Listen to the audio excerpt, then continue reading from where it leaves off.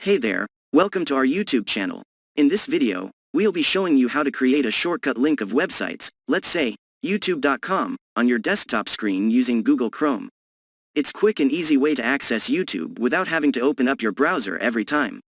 So, let's get started. First of all, open up Google Chrome on your computer. You can do this by clicking on the Chrome icon in your desktop screen or by searching for it in your Start menu.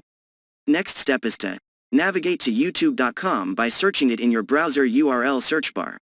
You can either type in the URL directly or search for it using Google. Once you're on the YouTube homepage, click on the three dots in the top right corner of your browser window.